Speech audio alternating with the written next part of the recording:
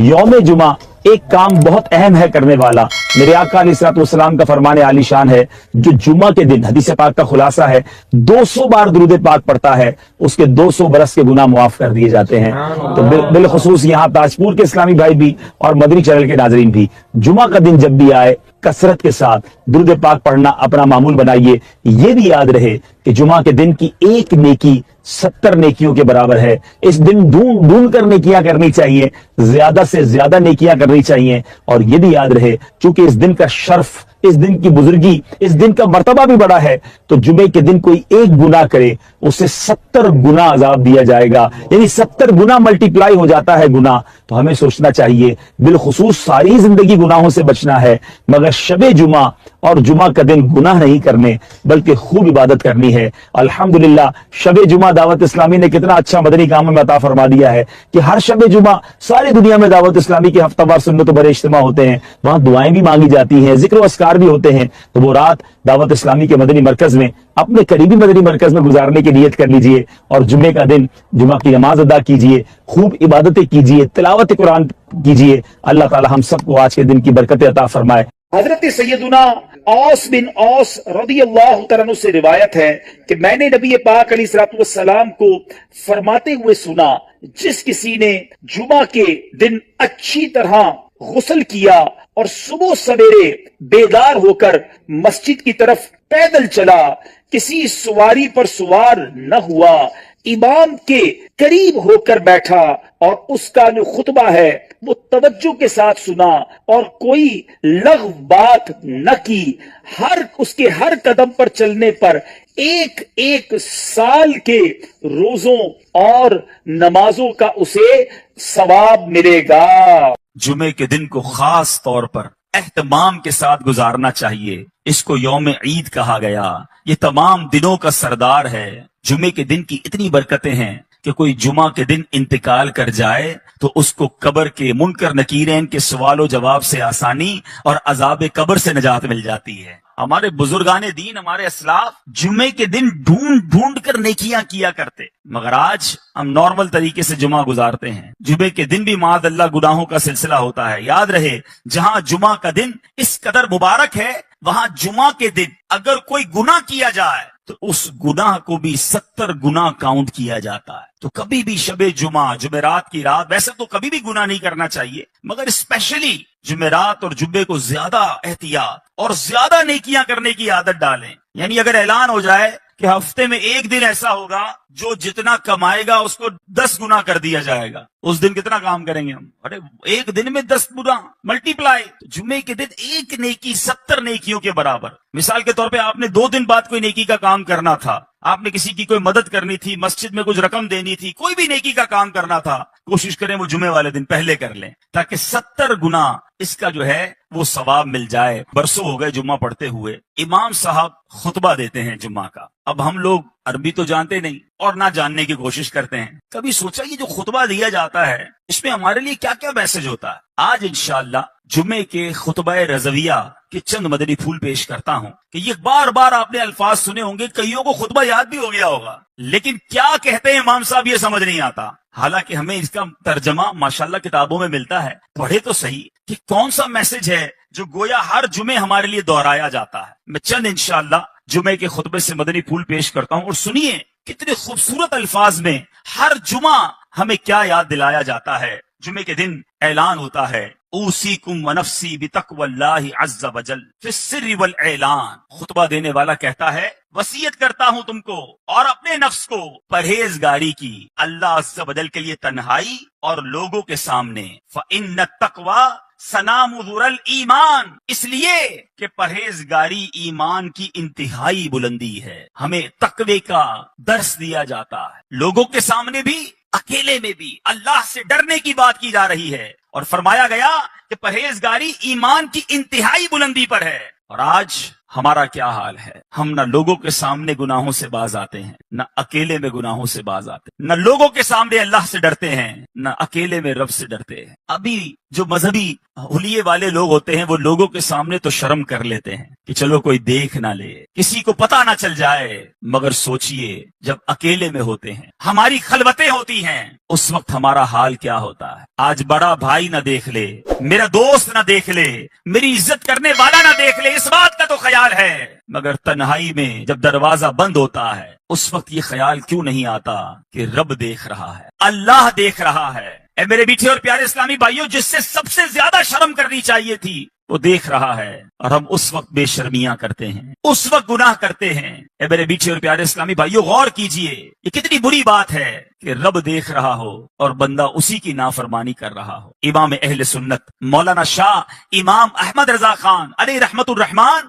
کیا خوب فرماتے ہیں، چھپ کے لوگوں سے کیے جس کے گناہ، یعنی جس کی نافرمانی کر رہے ہو، چھپ کے لوگوں سے کیے جس کے گناہ، وہ خبردار ہے کیا ہونا ہے، وہ تو دیکھ رہا ہے۔ اور اگر وہی ناراض ہو گیا میرے میٹھے اسلامی بھائیوں، ہمارا کیا بنے گا؟ خدارا آج مبارک دن اور مبارک مہینہ ہے، اپنے اندر یہ احساس پیدا کیجئے کہ اللہ دیکھ رہا ہے، اور جس کا یہ احساس اجاگر ہو گیا اس کو انشاءاللہ گناہ سے بچنا بڑا آسان ہو جائے گا۔ ایک بار ایک شخص، کتابوں میں لکھا یہ واقعہ، اس نے ایک عورت کو گناہ کے ارادے سے پکڑا، ہاتھ میں خنجر تھا، لوگ جمع ہو گئے، لیکن وہ بدماش تھا، اس سے چھڑانے کی ہمت کسی میں نہ تھی۔ اس زمانے کے ایک بزرگ وہاں سے گزرے کہ دیکھا ایک بدماش نے ایک عورت کو پکڑا ہے، ہاتھ میں خنجر ہے، لوگ جمع ہیں، بزرگ قریب تشریف لے گئے اور اس کے کان میں کچھ فرمایا۔ ان کا کچھ فرمانا تھا کہ وہ بدماش جو تھا، وہ گناہگار تھر تھر کانپنے لگا، ہاتھ سے وہ خنجر بھی گر گیا، عورت بھی چھوٹ کر چلی گئی، دھڑام سے گرا، بے ہوش ہو گیا۔ لوگ جمع ہو گئے، کہنے لگے تمہارا تو بڑا کر و فر تھا، تم تو بڑے جری، کسی کو جواب نہ دیتے، تم سے کوئی بات نہ کر سکتا، اتنا ڈرتے تھے لوگ تم سے، ایسا کیا ہوا کہ تم بے ہوش ہو کر گر گئے؟ وہ بدماش کہتا ہے پہلے یہ بتاؤ وہ تھے کون جنہوں نے میرے کان میں کچھ کہا؟ کہا وہ تو زمانے کے فلاں فلاں ولی تھے۔ کہا انہوں نے میرے کان میں آ کر صرف یہ کہا کہ جو تم اس وقت کر رہے ہو وہ اللہ دیکھ رہا۔ اے کاش اکیلے میں گناہ کرتے وقت، برائیاں کرتے وقت، حرام کماتے وقت، ملاوٹ کرتے وقت، جھوٹ بولتے وقت، انٹرنیٹ پر یا ٹی وی پر فلمیں، ڈرامے، گانے باجے، بے حیائی کے مناظر دیکھتے وقت یہ خیال آ جائے کہ اللہ دیکھ رہا ہے۔ جمعہ کے دن بار بار گویا ہمیں ریمائنڈر کال دی جاتی ہے، فرمایا جاتا ہے اوصیکم ونفسی بتقوی اللہ عز وجل فی السر والاعلان، اکیلے میں ہو یا تنہائی میں یا لوگوں کے سامنے ہو، تمہیں اللہ سے ڈرنے کی وصیت کرتا ہوں۔ میرے میٹھے اسلامی بھائیوں، ہر جمعے یاد دلایا جا رہا ہے دیکھو اللہ سے ڈرنا، وہ دیکھ رہا ہے، مگر جمعہ پڑھ کے جا کر پھر گناہ کرتے ہیں، جمعے کے دن بھی برائی کرتے ہیں۔ ایسا نہ کریں، آئیے رب کی بارگاہ میں سچی توبہ کریں۔ آگے ارشاد ہوتا ہے وَاذْكُرُوا اللَّهَ عِنْدَ كُلِّ شَجَرٍ وَحَجَرٍ وَاعْلَمُوا أَنَّ اللَّهَ بِمَا تَعْمَلُونَ بَصِيرٌ، اور اللہ کو یاد کرو ہر درخت اور پتھر کے نزدیک، اور جان رکھو اللہ تمہارے کام دیکھ رہا ہے۔ اللہ دیکھ رہا ہے، یہ اعلان ہوتا ہے۔ ذکر کرو رب کا، پتھر اور شجر اور حجر کے پاس، یعنی جہاں سے گزرو رب کو یاد کرو۔ مگر ہمارا حال یہ ہے، ہم جدھر سے گزرتے ہیں وہاں رب کی نافرمانی کرتے۔ کتنے گواہ بناؤ گے؟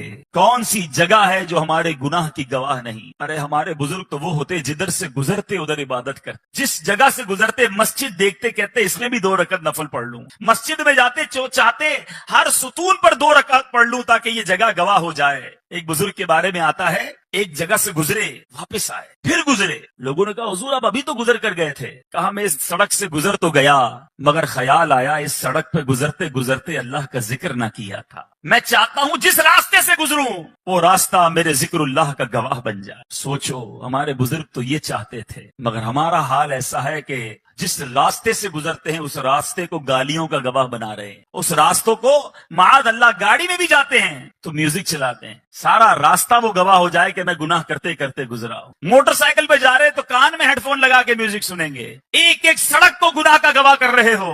ہونا تو یہ چاہیے کہ میرا سفر بھی جاری ہو، میرا ذکر بھی جاری ہو، میرے زبان پر سرکار علیہ الصلوۃ والسلام پر درود بھی جاری ہو، جدھر سے گزروں وہ جگہ میرے ذکر اللہ کی گواہ بن جائے۔ جمعے کے خطبے میں ایک اور بات ہمیں ڈرائی جا رہی ہے، سمجھایا جاتا ہے وَأَنَّ اللَّهَ لَيْسَ بِغَافِلٍ عَمَّا تَعْمَلُونَ، اور اللہ تعالیٰ غافل نہیں ہے اس سے جو تم عمل کرتے ہو، وہ دیکھ رہا ہے، وہ غافل نہیں، ہم غافل ہوتے ہیں، وہ رب غافل نہیں ہے۔ اے میرے میٹھے اور پیارے اسلامی بھائیوں، پھر آگے جا کر ہمیں نبی پاک علیہ الصلوۃ والسلام سے محبت کا درس किस प्यारे अंदाज में खतीब दिया करते हैं। फरमाया जाता है फ़इन्न अस्सुनन हियल अनवार, इसलिए कि सुन्नतें यही अनवार हैं। वज़य्यनू कुलूबकुम बिहुब्बि हाज़ा नबिय्यिल करीम, और मुज़य्यन करो अपने दिलों को उस नबी करीम की मोहब्बत से। अगर दिलों को मुज़य्यन करना है, दिलों को डेकोरेट करना है, सरकार दो आलम सल्लल्लाहु अलैहि वसल्लम की सुन्नतों से मुज़य्यन करो। फिर फरमाते हैं फ़इन्नल हुब्ब हुवल ईमान कुल्लुह।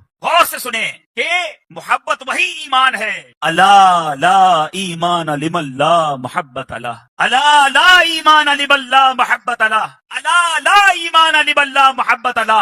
हर जुमे को 3 बार ये ऐलान सुनते हो, कभी इसका माना समझने की कोशिश की?